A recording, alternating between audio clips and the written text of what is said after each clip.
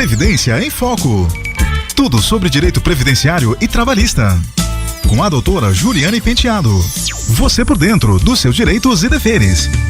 Muito boa tarde, doutora Juliane Penteado. Como vai você? Tudo bem? Boa tarde, Og. Tudo bem, graças a Deus. Tudo jóia. Hoje nós vamos saber o seguinte tema: se é possível solicitar a aposentadoria antes de completar os requisitos. É possível, doutora? Olha, hoje em dia você pode fazer a solicitação, na verdade, o pedido da aposentadoria você vai fazer através do portal. Então é possível pedir, porém a resposta, se ele vai ser concedido, aí já é uma outra história, né? Sim. Então hoje em dia você vai fazer o pedido através do portal, é muito automático. E antes de finalizar, o próprio servidor do portal, o servidor pelo portal, ele vai te perguntar, vai vir uma pergunta: você não tem o tempo, deseja continuar mesmo assim?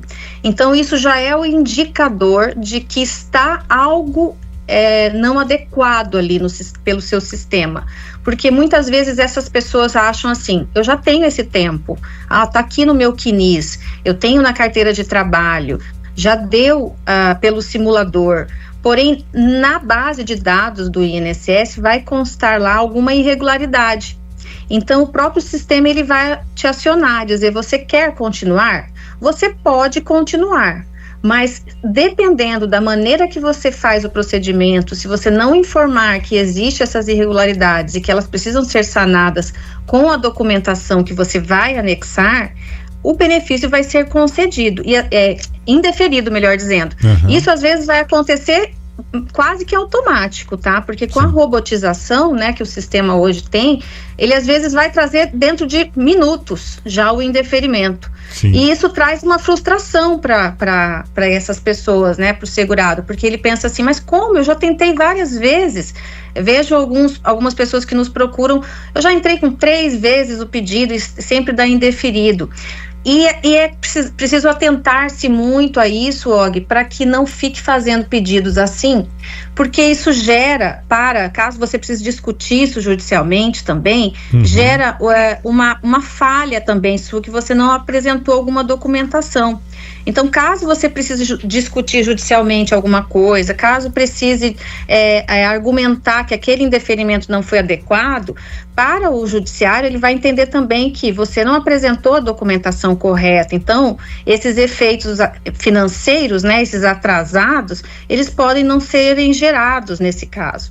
Então, é preciso tomar muito cuidado, porque para dar entrada nesse pedido do INSS, o que a pessoa precisa, na verdade, né? Ela existe lá um sistema que você entra pelo Gov, né, pelo site Meu INSS, você tem que ter a conta no Gov, você vai selecionar a opção aposentadoria, e aí você vai passar ele é meio que intuitivo, você vai ter que fazer as respostas, porém, dependendo dessas respostas, você pode errar. Uma questão importante é se você tem tempo especial. Tem gente que nem sabe que teria condição de fazer a solicitação desse tempo especial. Sim. Se você não marcar esse tempo especial, você está deixando de que essa análise seja feita pelo servidor, né? Agora, tem um detalhe, né? Às vezes acontece de um processo administrativo, esse pedido de aposentadoria, ele tem um tempo para ser analisado. Em algumas outras circunstâncias, quando há muita documentação, principalmente casos de pessoas que tiveram vínculos com empresas que já fecharam, ou empresas ou ligados ao serviço público também, porque tem muitos documentos específicos. Pode acontecer de, no curso do processo, da análise que o servidor está fazendo, quando ele não vai para o robô, pode acontecer que haja uma coisa chamada reafirmação da DER. O que seria essa reafirmação da DER? DER, dentro da nossa linguajar, sigla, é a data de entrada do requerimento. Essa data de entrada do requerimento é a data que figura como aquela que vai gerar ou não os efeitos financeiros para a sua aposentadoria. Então, se você entra no dia 16 de junho de 2025 com uma aposentadoria que você supõe já ter os requisitos implantados, já estão lá devidos, mas o seu processo ele passa por uma análise. Vamos supor que ele só vai chegar à análise do servidor lá em agosto de 2025. Em agosto de 2025, você, pela análise do INSS, pela análise do servidor que está fazendo essa consulta, ele diz que você conseguiu implantar os benefícios nesta data. Então, a partir de agosto, vamos supor 16 de agosto, teria então o benefício a partir daí, e não 16 de junho. Então, essa é uma circunstância chamada de reafirmação da DER, ou seja, modifica-se a data da entrada do requerimento, que foi lá em junho, mas o servidor, entendendo que em agosto os requisitos foram consolidados, seja porque essa pessoa continuou contribuindo e esses meses superaram, né, acabaram adequando-se à regra vigente, ele vai dar essa opção ao segurado. Você quer reafirmar a DER nessa data? Ou você quer manter aquela para continuar discutindo? Então, essa é uma situação que pode acontecer, que pode ser muito viável. Geralmente, a gente só não autoriza ou não concorda quando há uma diferença de valor muito grande, né? Uhum. Então, há que se observar isso também. Então, essa é uma situação que está na portaria, nas normativas internas e está na legislação também. Doutora Juliane, se eu pedir antes de completar todos os requisitos, antes do tempo, isso muda muito o valor a ser recebido, não? E vale a pena fazer isso? Pode mudar, né? Pode mudar. A gente tem observado situações, eu tenho como uma prática comum aqui no escritório, que é assim, a gente faz até 3 requerimentos. Porque dentro da esfera administrativa você pode fazer isso, não existe uma coisa chamada coisa julgada que tem no judicial, né? Você entra uma vez, você não pode ficar entrando toda hora com a mesma coisa. No administrativo você pode. Então o que a gente observa?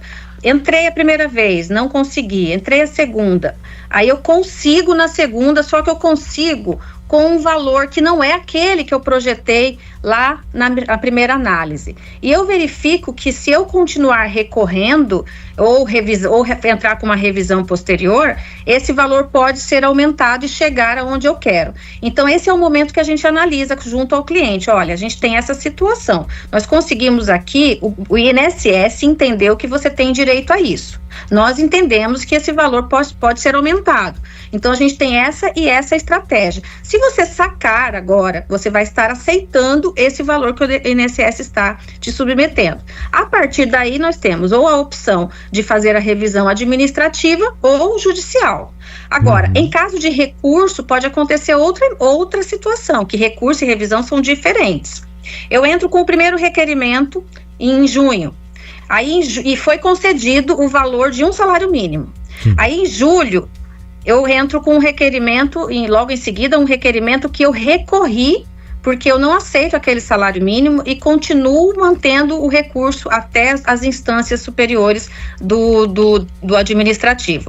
Então, nesse momento, eu não posso sacar, porque se eu saco, eu estou admitindo, estou aceitando.